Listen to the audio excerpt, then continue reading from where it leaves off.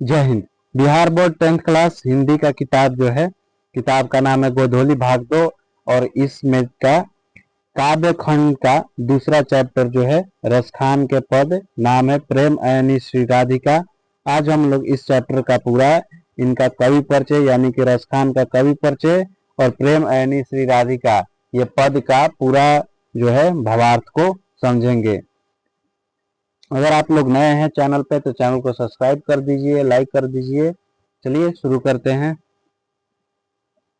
प्रेम अयनी श्री राधिका करील के कुंजन ऊपर वारो जो है, ये जो है कविता की पंक्ति है और यहाँ पे ये कवि परिचय है।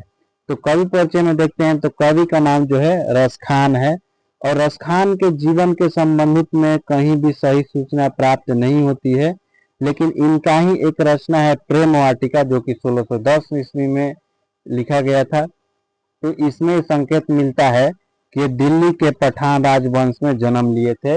ये ऑब्जेक्टिव प्रश्न पूछता है कि रसखान का जन्म किस राजवंश में हुआ था, तो दिल्ली के पठान राजवंश में इनका जन्म हुआ था। अगला है पॉइंट कि इनका रचना काल जहांगीर का शासन काल था। ये भी याद रखना है कि रसखान का रचना काल क्या था, तो जहांगीर का शासन काल। जब दिल्ली पर मुगलों का आधिपत्य हुआ और पठान वंश पराजित हुआ तो ये दिल्ली से भाग खड़े हुए और ब्रज भूमि में आकर कृष्ण भक्ति में तल्लीन हो गए। और जो है तो जब मुगलों का दिल्ली पर आधिपत्य हुआ तो ये दिल्ली से भाग गए। पठान राजवंश जब हार गया तो ये दिल्ली से भाग गए और जो है ब्रज भूमि में आकर के कृष्ण भक्ति में लीन हो गए। अब जो है इनकी रचना से पता चलता है कि वैष्णव धर्म के गहन संस्कार इनमें थे। यह भी अनुमान किया जाता है कि ये पहले रसिक प्रेमी रहे होंगे, बाद में अलौकिक प्रेम की ओर आकृष्ट होकर के ये भक्त हो गए। 252 वैष्णवन की वार्ता, ये किताब है 252 वैष्णवन की वार्ता। इससे पता चलता है कि गोस्वामी विठलनाथ ने इन्हें पुष्टि मार्ग में दीक्षा दी। तो ये ऑब्जेक्टिव प्रश्न है कि रसखान के गुरु का नाम, तो गोस्वामी विठलनाथ। या रसखान को पुष्टि मार्ग में दीक्षा किसने दी थी, तो गोस्वामी विठलनाथ ने। या गोस्वामी विठलनाथ ने रसखान को किस मार्ग में दीक्षा दी, तो पुष्टि मार्ग में दीक्षा दी। इनके दो ग्रंथ मिलते हैं, एक का नाम है प्रेम वाटिका और दूसरा का नाम है सुजान रसखान। ये दोनों रचना जो है अलग अलग प्रकार की है। जैसे कि प्रेम वाटिका, प्रेम वाटिका में प्रेम निरूपण संबंधित रचना है और सुजान रसखान में कृष्ण की भक्ति संबंधित रचनाएं हैं। और जो है रसखान यह सवैये छंद में सिद्ध थे। ये प्रश्न पूछता है कि रसखान किस छंद में सिद्ध थे, तो रसखान जो है सवैया छंद में सिद्ध थे। रसखान सूफियों का हृदय लेकर कृष्ण की लीला पर काव्य रचते हैं। आगे है कि उनमें उल्लास, मादकता और उत्कृष्टता तीनों का संयोग है। इनकी रचनाओं से मुग्ध होकर, ये याद रखना है लाइन, इनकी रचनाओं से मुग्ध होकर भारतेंदु हरिश्चंद्र ने कहा था कि इन मुसलमान हरिजनन पे ही कोटिन हिंदुवारी है। तो ये जो है ये प्रश्न ऐसे पूछता है कि इन मुसलमान हरिजनन पे कोटिन हिंदुवारी किसके लिए कहा गया है, तो रसखान के लिए कहा गया है। किसने कहा है, तो भारतेंदु हरिश्चंद्र ने कहा है। अब अगला पॉइंट देखते हैं, तो ये जो है संप्रदाय मुक्त कृष्ण भक्त कवि हैं। ये प्रश्न पूछता है और ये लोकप्रिय जातीय कवि हैं। तो ये कृष्ण भक्त हैं और लोकप्रिय जातीय कवि हैं। रसखान रचनावली से कुछ छंद संकलित है। तो ये जो हम लोग चैप्टर पढ़ रहे हैं वो कहाँ से लिया गया है, तो रसखान रचनावली से लिया गया है। उनके कुछ छंद और दोहा, सोटा, सवैया लिया गया है। दोहे और सोठा में राधा कृष्ण के प्रेममय युगल रूप पर कवि के रसिक हृदय की रीझ व्यक्त होती है और सवैया में कृष्ण और उनके ब्रज पर अपना जीवन सर्वस्व न्यौछावर कर देने की भावमयी विधक्तता मुखरती है। नहीं समझ में आया होगा तो यहाँ पाठ परिचय में आते हैं। पाठ परिचय में आपको समझ में आ जाएगा कि जो है ये पाठ जो है ये रसखान द्वारा रचित है और इसमें दो पद है। जो पहला पद है उसमें दोहा है, सोरठा है। पहला पद जो है दोहा है और सोरठा है। तो याद रखना, पहला पद दोहा और क्या है, सोरठा। तो जो है वही कि दोहा और सोरठा में कृष्ण के प्रेममय युगल रूप पर कवि के रसिक हृदय की रिझ व्यक्त होता है। यानी कि पहला पद में जो है राधा कृष्ण के प्रेममय युगल रूप का चर्चा किया गया है।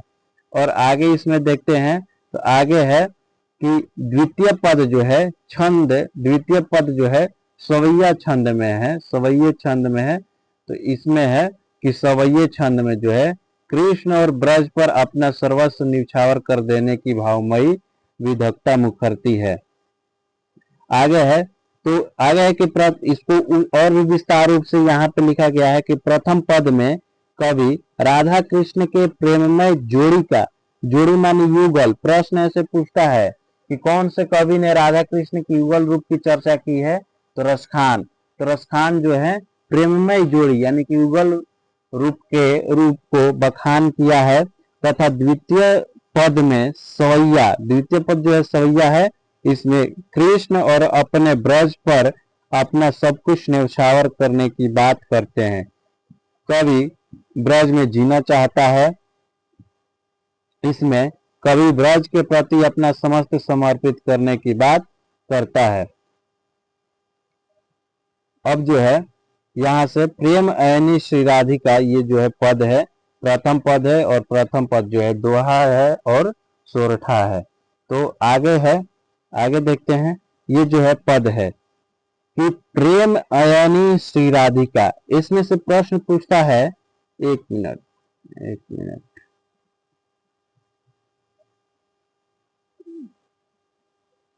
इसमें से प्रश्न पूछता है कि अयनी का क्या अर्थ है।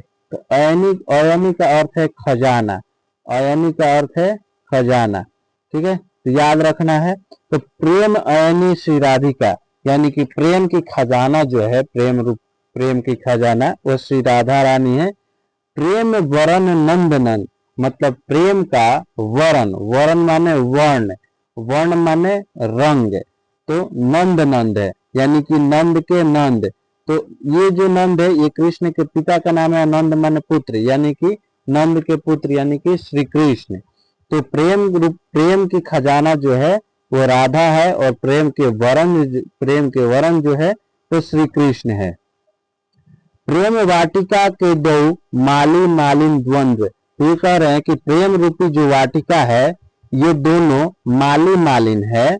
ये दोनों कौन कौन, तो श्री राधा और श्री कृष्ण जो है प्रेम रूपी वाटिका के जो है ये दोनों माली मालिन है। ठीक है, आगे है कि मोहन छवि रस खानी लखी अब दृग अपने नहीं। तो ये कह रहे हैं कि जब मोहन का जो छवि है वो जो देख रहा है उनसे नजर हट नहीं रहा है, उनसे दृग जो है हट नहीं रहा है। आंचे आवत धनुष से छूटे सर से नहीं, मतलब कि जिस प्रकार से जो है एक तीर चलाने वाला धनुष पे तीर रख करके उसकी प्रतंचा खींचता है, तो उसका जो है ध्यान जो है सीधा लक्ष्य पे होता है, इधर उधर नहीं देखता है। तो ये है कि धनुष से बाण जब टंगता है तो उस स्थिति में जो है धनुष चलाने वाले की नजर जो होती है वो जो है मंजिल के पास होती है। तो वैसे ही श्री कृष्ण का जो रूप है उसको देख करके कवि की जो नजर है वो जो है श्री कृष्ण पर टिक गई है धनुष बाण की तरह, यानी कि श्री कृष्ण से कवि की नजर ध्यान नहीं हटती है। तो इसका जो है कुछ भावार्थ है। कहने का मतलब है कि ये इस पंक्ति में रसखान ने कहा है कि प्रेम रूपी वाटिका के ये दोनों माली मालिन है, श्री कृष्ण और राधा। जिस प्रकार से एक माली जो है माली मालिन अपनी वाटिका को, अपनी बगीचा को सुंदर बनाए रखने के लिए अपना सब कुछ न्यौछावर कर देता है, उसी प्रकार से श्री कृष्ण और राधा प्रेम रूपी वाटिका को, जो प्रेम रूपी वाटिका के लिए अपना सब कुछ न्यौछावर कर देते हैं और जो है मोहन का छवि है, जो मोहन का रूप है, उसको देख करके रसखान का जो है नजर जो है नहीं हटता है। रसखान की जो नजर है वह श्री कृष्ण के रूप पे धनुष बाण की तरह तन गई है। अब जो है इसका अर्थ है, कवि रसखान कहते हैं कि श्री राधा प्रेम का खजाना और श्री कृष्ण प्रेम के वर्ण हैं। प्रेम रूपी वाटिका की ये दोनों माली मालिन है। जिस प्रकार एक माली अपनी वाटिका को सुंदर बनाए रखने के लिए अपना सब कुछ न्यौछावर कर देता है, उसी प्रकार श्री कृष्ण और राधा अपनी वाटिका अर्थात प्रेम के लिए सब कुछ न्यौछावर कर देते हैं। श्री कृष्ण का मनोहर रूप देखने के बाद दूसरा कुछ देखने का मन नहीं करता है। आंखें इन्हीं दोनों को देखते रहना चाहती है। जिस प्रकार धनुष पर बाण तन जाता है, उसी प्रकार श्री कृष्ण पर आंखें तन सी गई है। श्री कृष्ण से आंखें नहीं हटती। ठीक है, आ गया होगा समझ में, नहीं आया होगा तो कमेंट करके बताइएगा। लोग कोशिश करेंगे एक फिर से समझाने की। अगला प्रश्न जो है अगला पंक्ति है कि मोमन मानिक ले गए चिते चोर नंदनन। तो ये कह रहे हैं कि मेरे मन को वो चुरा करके ले गए चित्तचोर नंदनन, यानी कि श्री कृष्ण। ये कह रहे हैं कि मेरे मन को वो चित्तचोर श्री कृष्ण चुरा करके ले गए हैं। अब बेमन मैं का करूं परी फेर के फन। तो ये कह रहे हैं कि अब बिना मन का मैं क्या करूं, बड़ी फेर में पड़ गए हैं। तो कवि का कहने का मतलब जो है कि श्री कृष्ण जो है, मतलब कवि का जो मन है वो श्री कृष्ण में लग गया है। श्री कृष्ण ने इनके मन का हरण कर लिया है। तो जो है अब रसखान का, कवि का मन कहीं और नहीं लगता है, श्री कृष्ण में ही लगता है। आगे है कि प्रीतम नंद किशोर जा दिन तय नैनन लग्यो। तो ये जो है श्री कृष्ण को अपना प्रीतम बताते हुए कह रहे हैं कि हे नंद किशोर, यानी हे श्री कृष्ण, जिस दिन तय नैनन लग्यो, माने जिस दिन से तुमसे नैन लग गया है, मन पावन चित्तचोर, मतलब मन पावन हो गया है चित्तचोर, पलक ओट नहीं करी सको, मतलब पलक जो है बिना पलक झपकाए हुए देखने का जी करता है। अब जो है इसका ये अर्थ है, अर्थ क्या है कि कवि रसखान कहते हैं कि श्री कृष्ण ने मेरे मन को चुरा लिया है। अब मैं बेमन हो गया हूँ, मेरा मन इच्छा रहित हो गया है। अब मैं बेमन क्या करूं, बड़ी दुविधा में पड़ गया हूं। यहाँ कवि कहते हैं कि जिस दिन से श्री कृष्ण में मन लग गया है, तब से ये मन कहीं और नहीं भटकता, हर पल श्री कृष्ण को बिना पलक झपकाए देखते रहने का मन करता है। यहाँ पर जो है पहला पद खत्म होता है, अब यहाँ पे दूसरा पद है, और दूसरा पद जो है, दूसरा पद ये प्रेमैनी से ज्यादा नहीं है। दूसरा पद जो है छंद सवैया है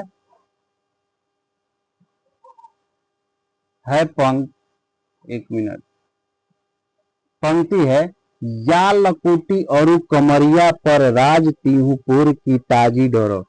तो ये कह रहे हैं कि श्री कृष्ण जो है वो श्री कृष्ण जो है वो मतलब कंबल लिए हुए हैं, और लाठी जो है, लाठी लेकर के गाय चरा रहे हैं।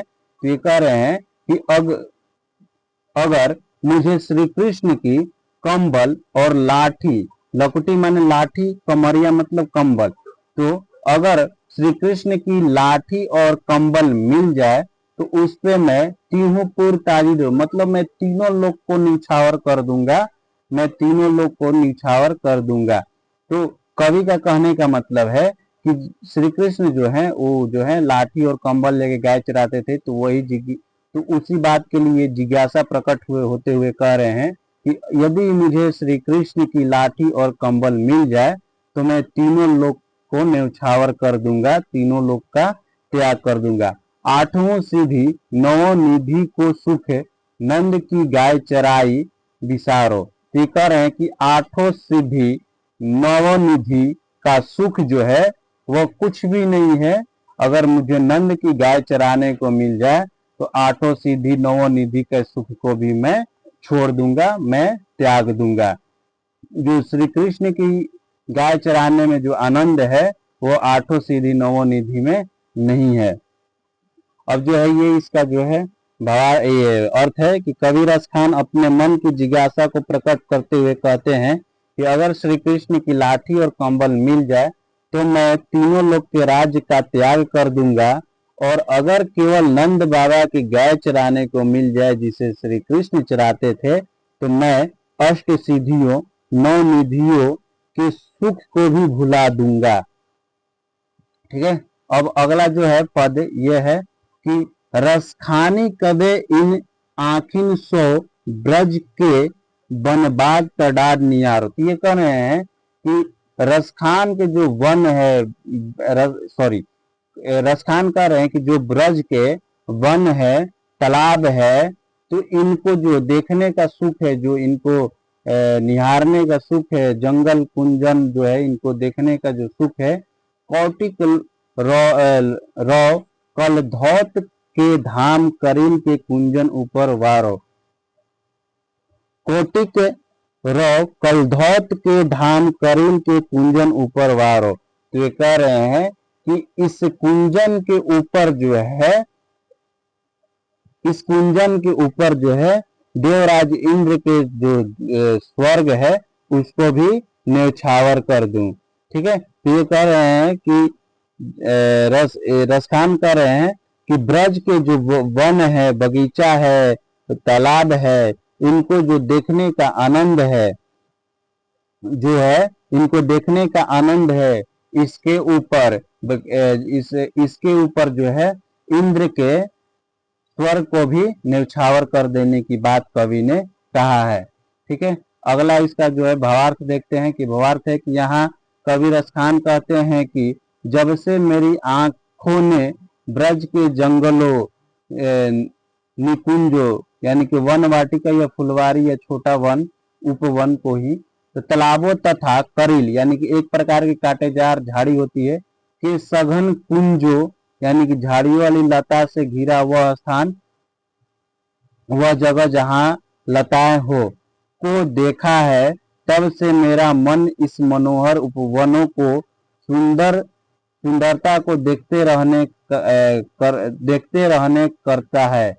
इंद्र का स्वर्ग भी इन सब के आगे न्यौछावर कर दूं। और जो है यहाँ पे ये जो ये पंक्ति है खत्म होता है, ये चैप्टर यहाँ पे खत्म होता है। और जो है इसका नोट्स आपको कहाँ पे मिलेगा, तो नोट्स के लिए आपको गूगल पे आना है और सर्च करना है स्टडी हेल्प। स्पेलिंग देख लीजिएगा अच्छा से, STUDYHELP। स्टडी हेल्प जैसे ही आप लोग सर्च करेंगे तो ये जो पहला साइट आ रहा है इसी पे क्लिक करना है, और इस पे क्लिक करने के बाद नीचे आइएगा और यहाँ पे आपको दिख जाएगा Bihar board class 10th solutions. तो इस पे आप लोग को क्लिक करना है। क्लिक करने के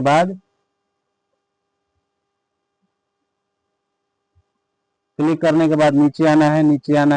नीचे आइएगा तो आपको मिलेगा क्लास 10th हिंदी सॉल्यूशंस। इस पे क्लिक करना है, और इस पे क्लिक करने के बाद नीचे आइएगा और आइए तो यहाँ पे आपको मिल जाएगा चैप्टर 2 पद्य खंड का चैप्टर 2 प्रेम अयनी श्री राधिका करील के कुंजन ऊपर वारो। आपको इस पे क्लिक करना है और यहाँ पे आपको सारा नोट्स जो है मिल जाएगा। ये जो है कवि परिचय है, ये सारा कवि परिचय है, और इसके बाद ये सब कवि परिचय है, ये पाठ परिचय हो गया, और ये जो है एक जो है इन पंक्तियों का अर्थ है। फिर यहाँ पे आपको प्रश्न उत्तर इसका भी देखने को मिल जाएगा।